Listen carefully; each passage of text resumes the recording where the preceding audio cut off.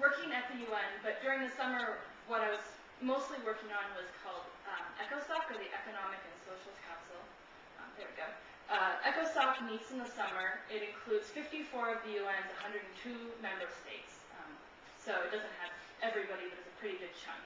And it's actually, how many to include has been kind of an issue, because if you get too many people, as with any organization, you can't get anything done. If you don't get enough, people don't feel represented. So basically, the idea of ECOSOC is to coordinate economic, social, and related work, and get agencies to work together and make sure that attention is being paid to these issues and make recommendations. And during the time that ECOSOC meets, they have 5 segments, but the humanitarian affairs segment is mostly the one that UNHCR really focuses on, because that's where a lot of the access issues. Access is about whether humanitarian personnel can actually get in to help the people they're trying to aid, because as we're seeing in Sudan right now, all the food donated in the world won't help at all if we can't get it to people, and especially if it's not safe for humanitarian personnel to get in there if they're getting, hurt or killed. That's a really big issue. And so one of the fights that was going on this summer while I was there was over a paragraph that they were trying to put in the resolution for that segment on access and how we word that and how strongly we say countries need to protect it. Now, it's also true that just because they put it in the in the resolution doesn't mean it happens, but it still makes a difference to have it there. So that was a really important thing that we talked about. One of the things that I learned about the UN while I was there this summer is that you hear about the statements that the General Assembly makes or the big meetings, but there is 3 floors of meetings going on, and they're meeting many places constantly.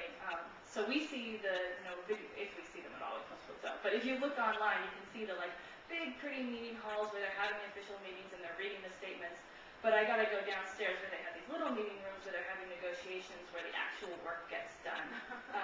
And some of that's private, and even as an intern I couldn't get in. But a lot of it, they're having these negotiations, and I have, still copies of the resolutions where they mark them up and they talk about it. So there's a lot of interesting discussion that happened there. And I got to see a lot of that.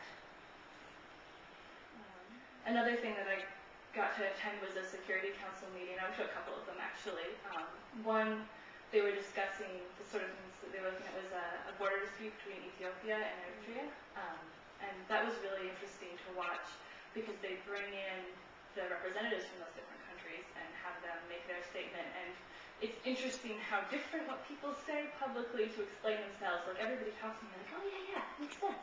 And the next person does the exact opposite thing. Oh yeah, that makes sense. And they are saying completely contradictory things. So that was an interesting thing to watch. I also was lucky enough to be there while Condoleezza Rice was chairing the Security Council on behalf of the United States. And they were passing a resolution on rape as a weapon of war and condemning that, obviously. So that was mostly what I worked on this summer, a lot of summarizing, a lot of sitting in meetings. We had a few events, the Jesus Vasquez, welcoming him as a Goodwill Ambassador. We also had an International Refugee Day event that I got to help organize. It was really fun. But that was roughly my experience there. So then I came back to Whittier, and that was this last summer, so I've had lots of time to sort of process and employ some of the knowledge that I gained this summer. One of the things that's been really nice is that I'm a delegate in the Model UN at Whittier, and having the experience at the real UN, as we call it, has just been invaluable.